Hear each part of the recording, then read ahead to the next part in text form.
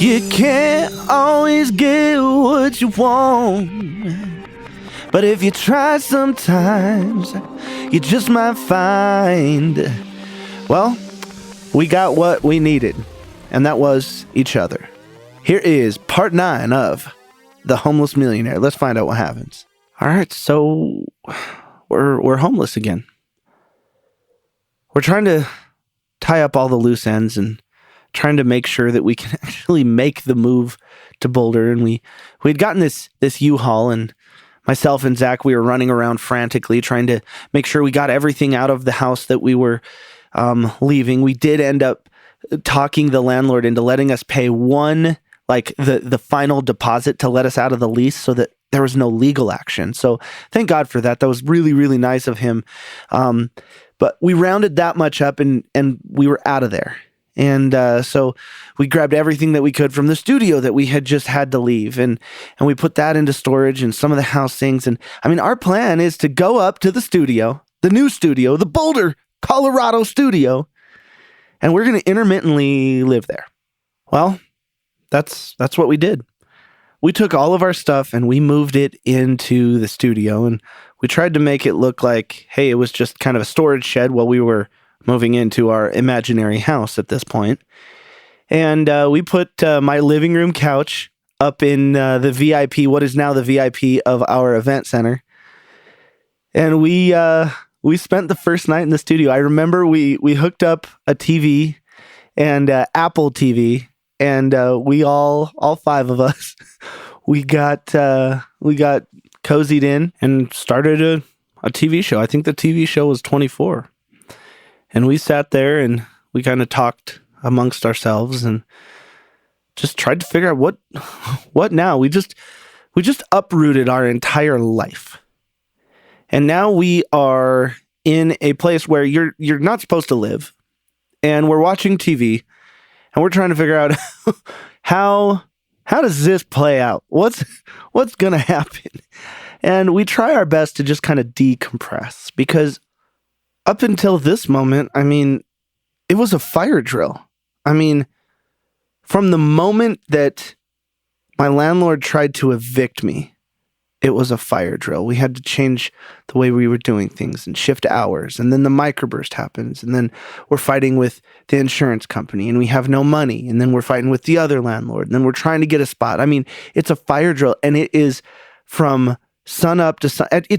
You want to say sun up to sundown, but I mean, that accounts for like 10 hours of time. I mean, we're putting 20-hour days in, and it is pedal to the metal from a waking moment to when your eyes close, and we are just doing everything we can to stay afloat. And for the first time in a very long time, we don't have anywhere to be. I mean, yes, we got to find a house. Yes, we got to start a business. But for the first time, we can just sit down and we can look around and we can see how far we've come. Even though, I mean, yes, it's been 5 years since I started the company and I'm essentially in the same spot, but I'm not in the same spot mentally. I've learned a lot. And these magnificent people that I have around me make me know that I'm going to be okay. I know it. I don't have any question in my mind whether or not we make it, because I know that we're going to make it. And I remember looking at everyone I was going to try to be that leader. I was going to give a motivational speech, and I'm going to let them know that they picked the right path. But I remember that night so vividly. And I remember looking into each of their eyes and seeing a sense of calm, seeing a sense of peace. And that peacefulness was from the chemistry. It was from us. It was because we all knew that we were stronger together and we were right where we needed to be. And we all knew that we were about to do something great. I mean, we knew it. And so, step by step, day by day, we started rebuilding. I mean, rebuilding everything. I mean, rebuilding our team. Because the only people who stuck with us that were employees at the time when this happened were Jeffrey Tanner and Chase Thompson. They saw the vision. They saw what we were capable of together as a team. They saw what KMG could be. They saw the keep music going idea. They saw it when nobody else could see it because they're only looking at dollars and cents. And yes, I understand that money means something because yes, we've got to live. We've got to eat. We've got to pay bills. But we've also got to wake up in the morning and be grateful that we get to instead of have to, get to be around these people, get to change the world, get to bring the next generation of audio entrepreneurs into this industry. We feel like we get to do that. So yes, you know what? Sometimes it gets dark. But a member of our team always knows how to turn on a light. We're always there for one another. I'm always, always, always going to cherish Jeff and Chase forever for their faith in me and this company. And those two really helped us brick by brick rebuild something that's a lot stronger than what we left. And that's the sign of a great team. If when everything comes crumbling down, do you come out the other side stronger? And we did. So as we're taking this journey together as a team, we're still searching for our first session. We didn't realize how much the move to Boulder was going to change because we had a ton of clients at the old studio. Well, most of them did not want to drive to Boulder. They don't want to drive. That's so much time, especially if they're only picking up an hour of time, 2 hours of time. Well, they don't want to drive an hour each way. So we start to realize, did we make a mistake? And I had to tell everyone, look, this team doesn't make mistakes. We just find new ways. And we did. We doubled down on the education. And when we didn't have clients, when we didn't have sessions, we'd say, all right, let's make the best curriculum that there is. And all the while we're working to rebuild everything, we're trying our best. The insurance company would ring me every now and then and say, hey, you got some more money that has just been released and it's enough for living expenses while you're trying to find a home or trying to find this. But it was for the owners of the business. And that was me and my wife. And so they would just pay for one hotel room. And so what I would do is I would let those credits stack up on the money every single day. And then I would grab my entire team and I'd say, all right, guys, let's all go get hotel rooms together. Or let's trade it all in for 2 nights in a presidential suite so that we can all stay together and get showers and just decompress and rejuvenate and just get so that we can fight another day.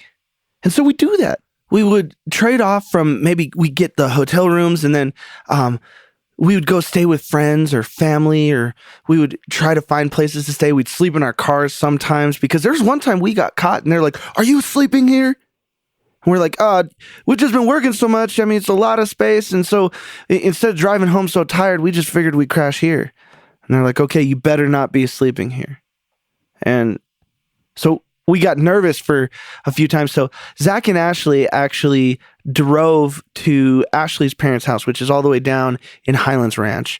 Kayla and I slept in our car, and then Mitch would either sleep in his car, find a place to crash the night, or drive to Fort Collins for so that he could stay with his parents. And so we're constantly moving and constantly, the biggest problem that we would have every single day was, okay, where are we going to sleep tonight? Are we going to try to fake it and try to sleep here? But then what if the landlord just shows up? Are we going to go sleep in our cars? If so, this is right before, it's probably about 3 weeks before Thanksgiving. And so we've been doing this for a month, at least a month. And with the holidays imminent, we're going, this is not how I want to spend Thanksgiving. I can't do this anymore. And so I really make a concerted effort to try to find a house. And we're getting really nervous of the landlord thinking, hey, are these guys transients? Are they living there? Like, do they even have a house? And so we just stopped staying there. And we're trying to figure out, okay, what do we do? So Kayla and I would every now and then get a hotel, or if there was enough insurance money, we would all get a hotel. Mitch would, again, find somewhere to crash. And there was an extra room down in Highlands Ranch at Ashley's house. And so she would say, hey, you know what? If you want to stay in that room, I don't think my parents would mind. So they're driving. And I mean, that's far away from Boulder. They're doing that every single day. And so I start really, really looking for a house. And one of my friends, he ends up this is, again, his name's Roland, and he's an angel of my existence. He's like the angel of angels in my life. And he says, hey man, look, I'm not going to buy you a house, but I'll co-sign, or I'll help you figure it out. I've done a lot of real estate. Just find a house and we'll figure it out, man. And I'm going, oh my God, I'm so lucky to have you in my life, man. I can't ask you to do that. And he says, look, man, I've known you for a long time, and I've seen you turn something out of nothing multiple times. He goes, dude, you're one of my heroes.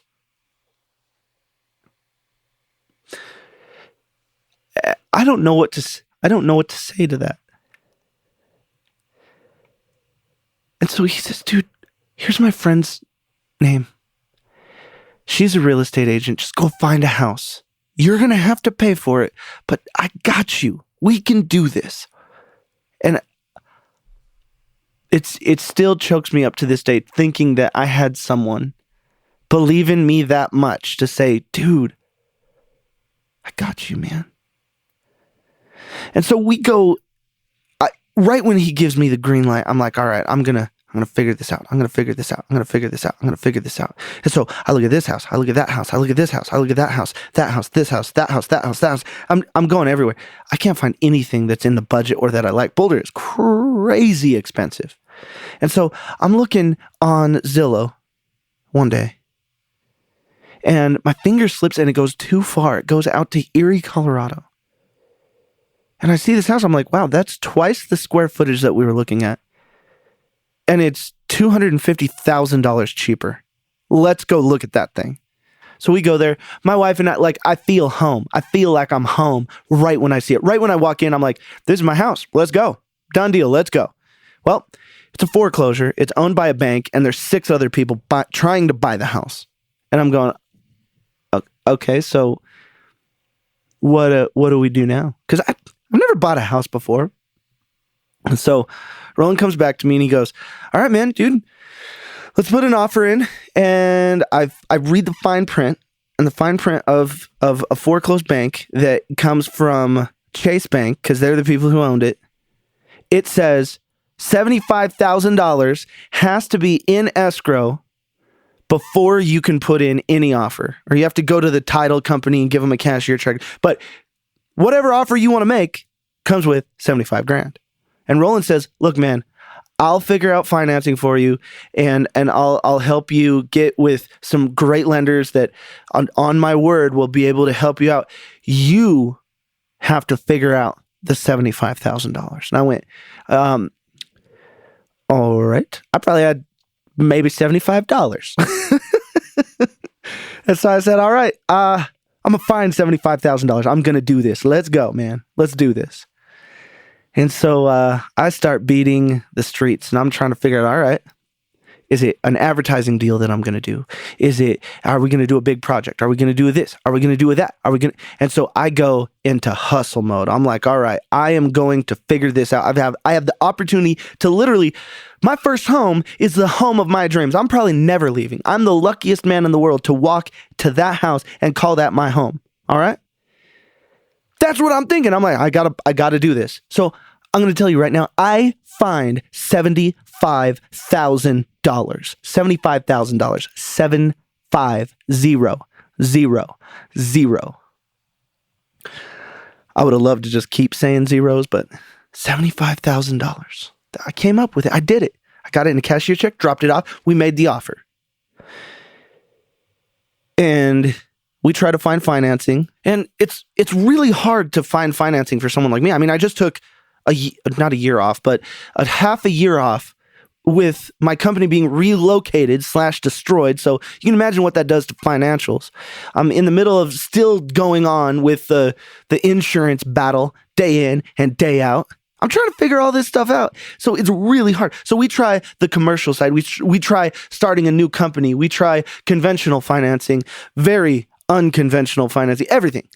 And so we need more time. We put in the offer. They accept the offer because I had talked to the real estate lady and I just kept, hey, what's going on? What's going on? What's going on? And this is the people representing Chase. And I finally got her to admit that no one had gone over asking. And so I said, okay, $5,000 over asking. And they accepted. And I'm freaking out. I'm like, oh my God, this is going to happen. This is going to happen. But the problem is really getting someone to sign on the dotted line that I've got that financing. So now we've got a window of time because everything when you're buying a house, it has very strict deadlines, tight windows. And so if you need more time, you have to ask for what's called an amend extend. So I had to ask for one of those. And to top it off, because it's a foreclosure, I have to snail mail everything to New York and send it directly to Chase. And then they have to snail mail it back to me, which means through the mail. They won't email. You can't call anybody. And so an amend extend, if I don't get the amend extend in a timely manner, if I don't get it done and I don't pull my money back out, the earnest money, if I don't pull it out, I lose all of it. So we had filed trying to get an amend extend, them to accept the fact that we need a little bit more time. And they had confirmed that they had sent their response. They would not tell us what the response was. And we were on the day that if we do not pull our money out, we're going to lose it.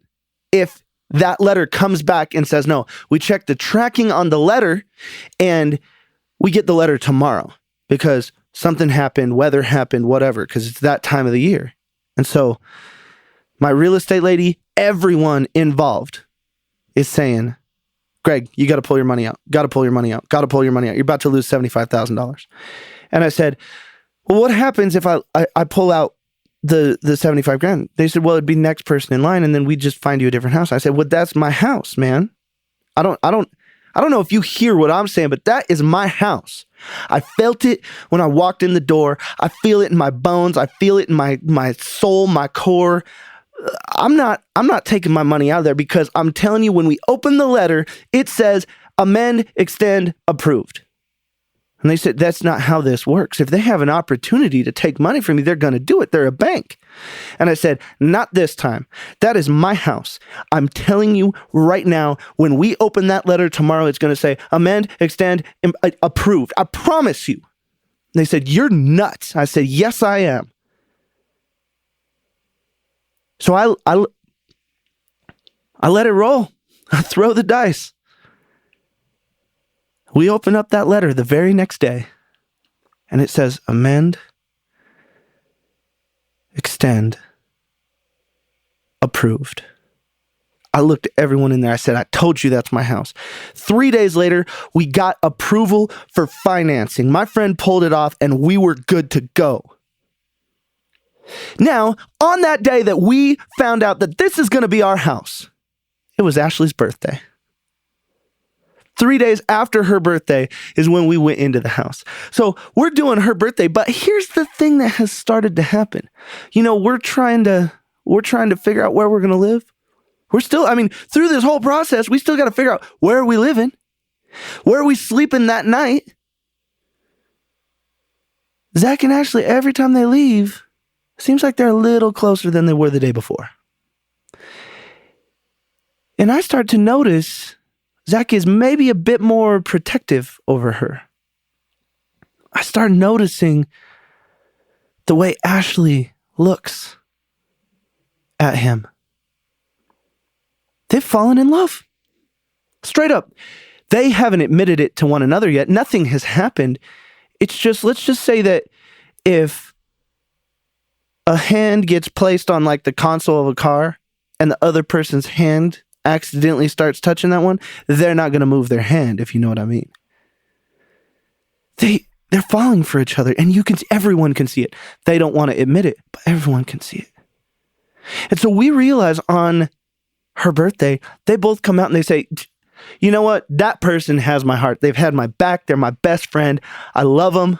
I don't know what else to tell you, but I know I'm supposed to be with that person right there. And so we're going, oh, this is going to add an interesting dynamic, but you know what? Matters of the heart, you can't try to quantify that. If it happens, it happens. And so now we have another couple in our midst. I mean, they're very, very new because on her birthday, with maybe a little bit of alcohol involved, they both come out and they're like, you know what? I'm in love. I'm in love. And it's crazy. We didn't know what was going to happen. Now, full disclosure, they're still together to this day, and they're one of the most beautiful relationships that I get to witness blossom into one of the most beautiful flowers you can ever see. The way that they care for one another and they're developing with one another, they support one another. They are great. They're great. They're not good. They're great. And it's an honor to witness them. So fast forward 3 days, or maybe it was the next day. I don't know. It's within 3 days after her birthday. And we get the keys to the house, guys. Well, the problem is, with it being a foreclosure, we had to, when you read the itty bitty tiny print, we couldn't ask for any contingencies. We couldn't ask for an inspection. The house was sold as is. So we're going, okay, maybe it's a fixer-upper. We're good, right? We're good. So we go in, and honestly, we're pumped. We get electricity that day, so we're excited. We turn on lights and everything, and midday we get the water turns on from the main valve out on the street. They turn it on, and we're excited, and we're like, oh my God, this is happening, guys. This is incredible. And so we're pumped. This is awesome. And then we turn on the water and nothing comes out. And we're like, okay, let's go turn on the main valve down in the basement. We turn it on, and the sump pump is working backwards, and it starts spraying poo, and it fills up our entire basement. It was spraying poo. Now, we didn't know if we were going to get water on that day, so believe it or not, I had a porta potty delivered. So, because, I didn't know how long it was going to be until the water people could show up and all that stuff, and I needed a place to go to the bathroom. So we ordered it just for a couple days, just in case, right? Well, we don't realize that when we turn on the main valve, water starts coming out of light sockets. Water starts coming out of outlets. We have fuses popping. We have everything going, and we're going, okay. So I'm standing in about a foot of poo, and there's water coming out of the lights above me. And so my dad comes down, drives down from Wyoming. He drives down. It's about 2.5 hour drive. He probably makes it in 2. He comes in, punches a hole in the roof like freaking Superman, and we have bursted pipes. But we don't understand the magnitude of how many pipes we had bursted.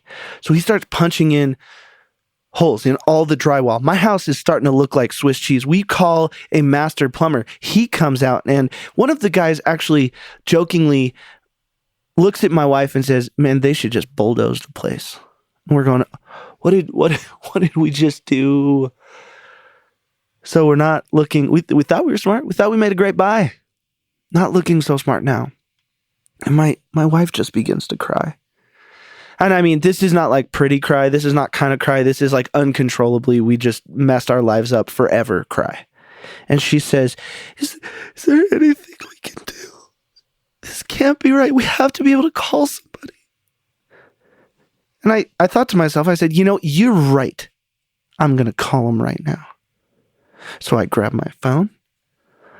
I dial a number, and I put it up to my ear. And right at that moment, Kayla's phone rings.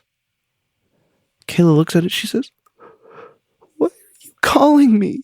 And I said, "Well, I'm calling the landlord. Can you fix this for me?" She did not, she did not think that was funny. But if you know me, you know that's me. So that's just kind of a funny thing. So anyway, we got there in the morning, and we've been fighting the water monster all day long. And The two master plumbers we have out there and my dad are all going, look, once the water pressure goes up out of the basement, which essentially means we fix every pipe that is in the basement, then it fills all those up, and then it goes up to the main floor. Well, now when we find the broken pipes up there, that just means all the water from all the pipes has to drain out of that one little thing before we can start working on it, because you need to shut the water off and have the water out of the pipes before you can start working on them. And this is the first day in our house. Everything looks like Swiss cheese. There's drywall holes everywhere. There's drywall everywhere. There's water everywhere. Our floors are ruined. Our wood floors are ruined. None of the electricity is working because water's flying out of it. And we're going, okay, here we go again. And we don't see any way out, but we keep putting one foot in front of the other. And at about midnight, and just so you know, 3 days away, 4 days away maybe, we've got Thanksgiving on the horizon. We don't have any running water. We have a house that we don't know if it needs to be bulldozed or not. The gas hasn't been turned on, so there's no heat.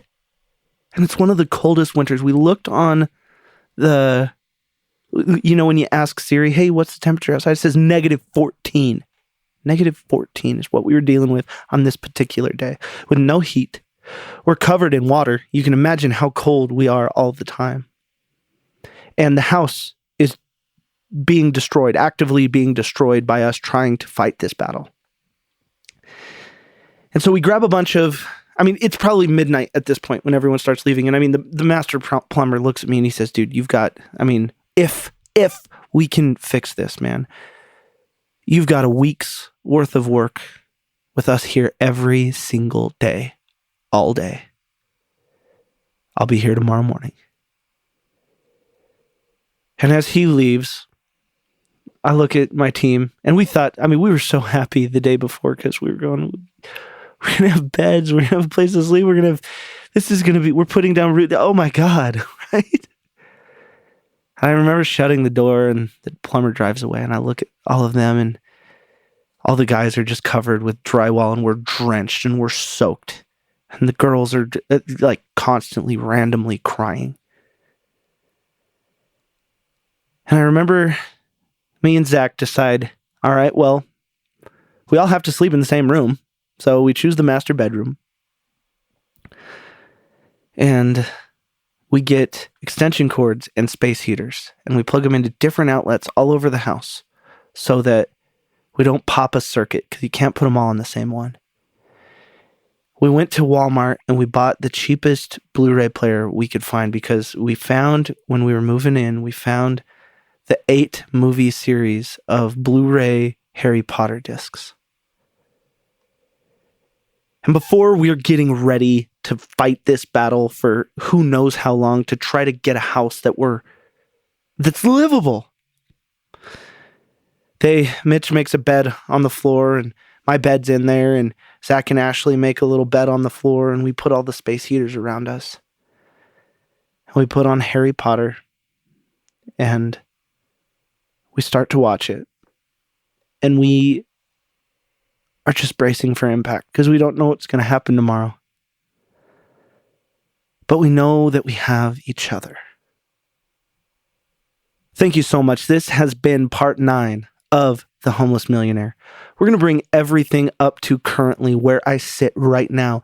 We are going to do the final 1.5, 2 years of what happened, what brought us here. Why are we who we are? We're going to hear more about the school, more about different decisions we made, different fights with the state so that we can be approved and regulated by the state to be just an education facility and fulfill our passion, ignite other passions. We're going to bring this all to a close in part 10 of The Homeless Millionaire. This is Greg Kimball. This is my story. It's not my story. It's your story. It's Ashley's story. It's Zach's story. It's Mitch's story. It's Kayla's story. It's Chase's story, Jeff's story, Rob's story. This is the story of anyone who is trying to beat the odds, trying to change their stars, trying to do something that they never thought possible. So thank you for listening to our story. Thank you for listening to your story. This has been such an amazing revelation to me, reliving this time in my life. The fact that you listen to it makes it just that much more worth it. I hope I'm helping, and I will see you, hopefully, no promises, hopefully tomorrow, so that we can bring this thing home. Thanks again. I appreciate you.